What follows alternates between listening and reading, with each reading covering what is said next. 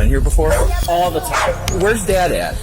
I think he knew this morning when he left us that it was gone. This kid's all fucking emaciated. Looks like it's been dead for weeks. Sunday, September 17th, 2023, Clinton Township, Michigan. A 911 call reports an unconscious child inside a residence. Police and emergency crews arrive within minutes, but what they find inside goes beyond anything anyone could have anticipated. The body of a child barely 2 years old, showing no immediate signs of direct violence, but in such an alarming state that even the authorities can hardly believe it. I'm Tyler, and this is your daily dose of crime. Thank you so much for all of your support. You guys are the reason why we work so hard on these documentaries every single day. From the bottom of all of our hearts, thank you so much for supporting what we do. Be sure to tune in each and every day around 2 p.m. Eastern, 1 p.m. Central for your daily dose of crime. Fire department, get down. Hey, come on. Yeah. Let's go. Bring the baby out here. Back up. Bring him out here. Bring it out here. Bring it out here. Let's go. Let's go. Come on. Come on. Go. Officers have barely stepped through the door when they're met by the screams of a woman crying uncontrollably. There's no doubt something serious has happened, but no one is prepared for what they're about to find. David, dispatch, we're gonna need a boss out here ASAP.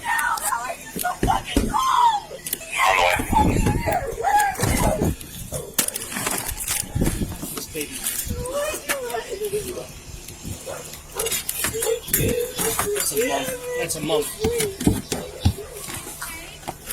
No. Stay back. They know this shit goes on over here. The urgency of the call becomes clear as soon as they enter. A woman meets them at the doorway, screaming and sobbing and begging for help. The emotional chaos in the scene foreshadows the severity of what they're about to uncover. Without hesitation, emergency teams prepare to move further inside, unaware that they're about to face one of the most disturbing cases of child neglect in the county's history. They know we're not okay. They've seen this shit. What happened? Hey, stay right there. Sit down. I had to Sit down. on him because if Sit he down. hears me say anything, Sit down. he's gonna freak Sit. out. Sit. But Sit. they've seen me Sit. choke me. Sit. They've Sit. seen me Sit. Sit. Sit. They've seen it all in this house. Who? John. Who's John? John's dad. He's the man that lives in Xena. Get the fuck out of here. Get out of here. I already said that too. I've been trying to get away from his abuse and save him, and half the time he's like, "No, you sit right there." You want to see? And I'm Did you see Sierra? Yes, I've seen You it. did? No, look now. Look. That's your fault. I know. Oh, yeah. I can't work. He had control of my funds before. I just got control of them Take back. them other two kids up to the I've back of been- the fire truck. There's two more in there? There's two more in there.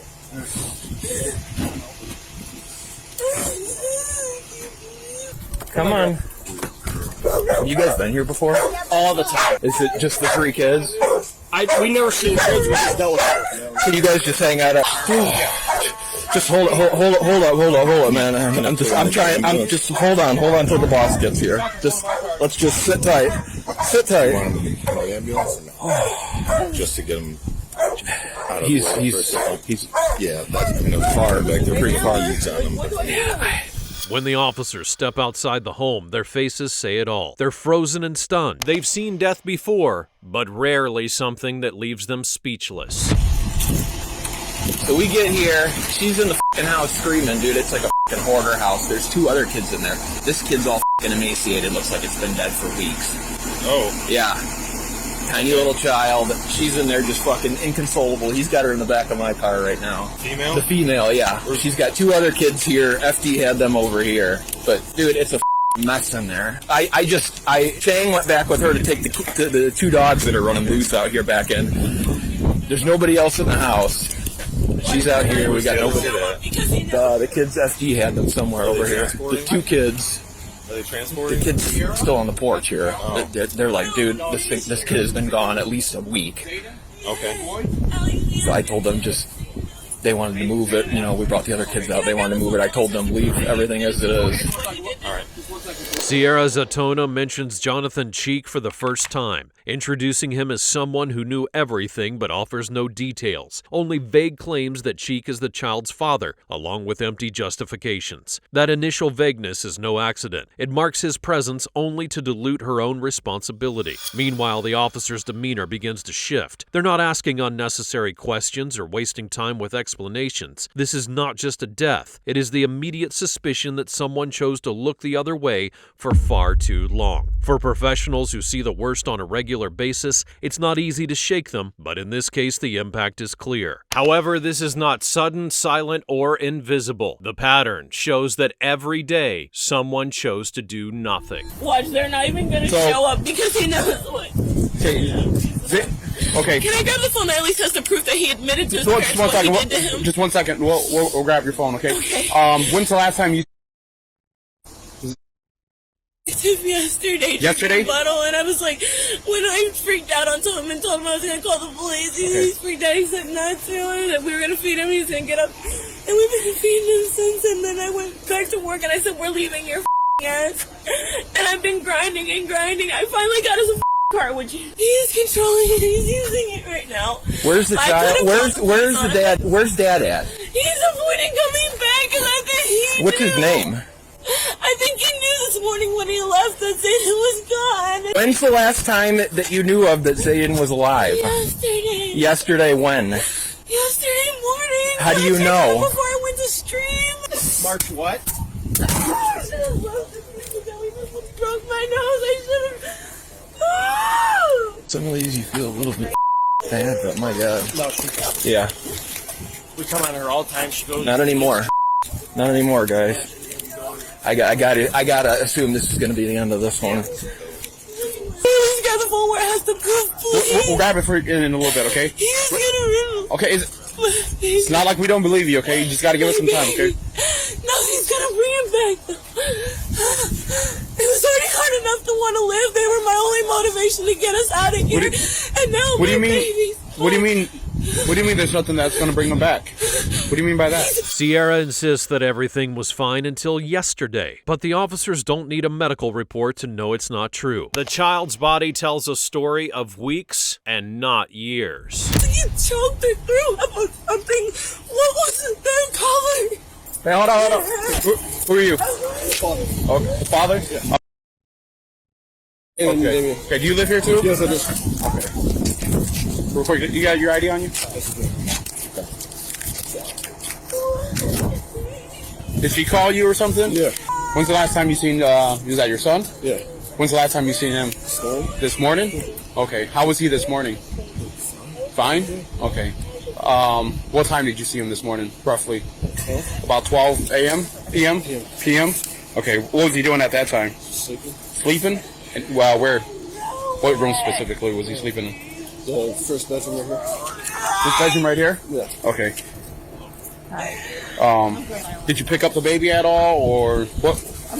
What was your interactions with the baby? I just rubbed his back. He moved a little. Okay. Got readjusted. Nothing out of the ordinary for you, though? Okay. You remember what he was wearing? Just his diaper. Just his diapers? Okay. And about what time did you leave here? About 2:30. 2:30? 2:30 p.m.? Yeah. Okay. Where'd you go from there? I went straight over to my dad's house because we were wearing the brakes on her car. Okay. We were going to do it before the snowstorm, but Okay. didn't have enough time. Okay. And you live here? Okay. How long have you two been living here? About 3 years. About 3 years? Okay. When Jonathan Cheek arrives at the house, it's without urgency or anxiety. His son is dead, there are patrol cars, firefighters, and paramedics on scene, yet he doesn't run, doesn't ask, doesn't demand to know what happened. His demeanor is contained, almost apathetic. In his statement, he claims he saw the boy sleeping before leaving, and he noticed nothing unusual. He speaks with a calm that's unsettling, not because it's steady, but because it's empty. There's no crack in his voice, no visible internal conflict, and for investigators, that absence of emotion raises the first red flags. From a psychological perspective, that coldness may point to disassociation or something deeper, a structural detachment from the parental role. The way he recounts events, as if talking about a routine errand, suggests a disconnection not only from what happened, but from the victim himself. The investigation is only beginning, but Jonathan's demeanor is already outlining a profile that's hard to ignore. Who are you related to? The father, Jonathan. Father? Okay. Do you live here at all? No. No? Okay. The lease is in my name. Are you aware of the living conditions here? No. Okay. I haven't been here in months. Okay. They won't let me in. Gotcha. I'm sure we'll get there, but we're a long way off from that for right now. I know. She's grandma of the two children. Of the two other children. Yes. What is the relation between these two and the other child? Okay. The brothers, all of them. Full brother or half brothers? The oldest one is a half brother, Okay. and the two little ones are my son's children. Okay. Okay. Did the baby wake up at all or cry today while you were home? Cried this morning. Yeah. Cry this morning when you were here? Okay. I was supposed to go to an orientation for work, but it sucked. Okay. How many other kids do you guys have? Yeah, that's just there. Then we babysit for all this. You babysit her oldest? Yeah. This the oldest live here also? Just only a few times. Just maybe for a few times. We're still investigating. Yeah, both. 95 both or? Yeah. Okay. Both are car. In one card? No. Okay. Yours and mine. The kids out of your car? They're in Okay. 14. No, they're in 14. Okay. I'll take this. Real quick. Can I just have you put your hands behind your back? Okay. Interlace your fingers. No. Anything in your pockets that you know about? Okay. Nothing that's going to cut us, poke us? Okay. No drugs or anything in your pockets? The testimony of Jonathan's mother, the victim's grandmother, adds a key detail. She claims she hadn't been inside the house for months because her son and Sierra had forbidden her. That restriction doesn't seem coincidental. In cases of severe neglect, isolation can act as a barrier, not only to avoid outside judgment, but to deliberately hide the condition of a child whose health is visibly deteriorating. When officers question Jonathan again, cracks begin to show in his story. While he tries to keep his narrative consistent, his body language betrays him, answering in short phrases and emotionally detaching from his own words. Unlike someone who's in shock, Jonathan appears to be calculating. Did you get my mom my house keys? Where is it?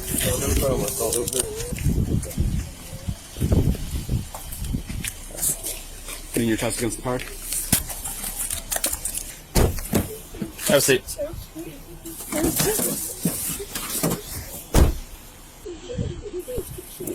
We're probably getting the phones. Okay, we have detectives on the way. Okay, so what do you need your phone so bad for? He admitted. What he admitted. Where's your? He admitted it to me. He admitted it to his mom. Okay, I just want. Hold on. Before you keep talking, hang on. Just hang on. Okay, hang on. You seem you want to talk to me, but I got to read you your rights, okay? You have the right to remain silent. Anything you say can and will be used against you in the court of law. You have the right to talk to a lawyer and have him present with you while you're being questioned. If you cannot afford to hire a lawyer, one will be appointed to represent you before any questioning if you wish. You may decide at any time to exercise these rights and not answer any questions or make any statements. Do you understand these rights? I read them to you.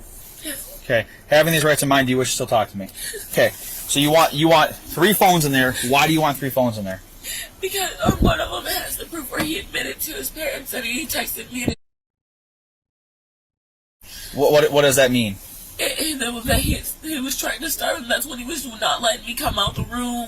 He was like, you go work. Since I wanted to leave him, he's like, no, you go work so bad. I got the shit out here. I'm like, okay, but you're not doing dishes. You're like, pile up. I need to come out. He's like, I'm on my own phone call. You go so back there. And he'd get aggressive. That's why the door broke. That's why a lot of things, there's cracks and all kinds of things in the house that's broken. Okay. Those are from him and his outbursts. Okay. And during that time, like, before he calmed the down, that's when he was like, okay, and starving him, and then he admitted that he did, and then we were working together to get him to gain weight, and I started going back to work. Sierra claims that Jonathan controlled her every move, but to officers, even under control, she still saw her son and how malnourished that he was.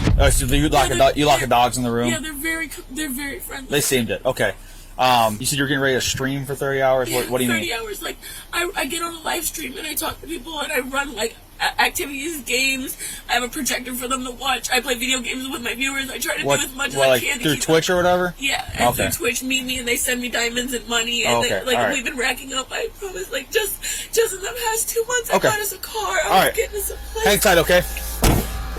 Already handcuffed and in the back of the patrol car, Sierra keeps talking. Her story loops in circles. There's no linear account, only fragments seemingly crafted to absolve herself. She speaks of confinement imposed by Jonathan, of domestic violence, of live streams that prevented her from tending to her children. She presents herself as a victim, but leaves out the crucial fact. Her son had been in a visible state of deterioration for days, perhaps weeks. From a psychological standpoint, her constant need to talk, even unprompted, reveals more than her words. Instead of grief or shock, there's an urgency to justify, defend, and correct. Guilt is not acknowledged, it's bargained with. And in every attempt to shift the blame, Sierra ends up revealing the core of the problem. It's not just about what she didn't do, it's everything that she chose to ignore. That's your stepson? Yes, I have his father on the phone. Okay, all right.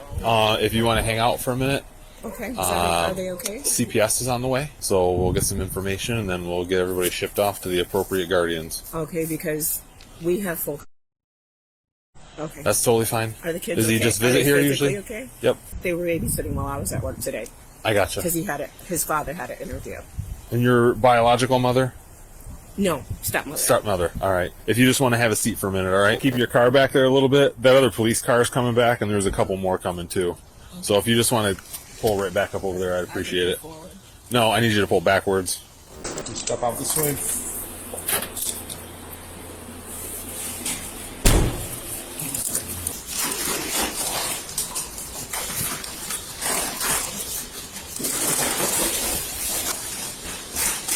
You got any other piercings? Can you have a seat real quick?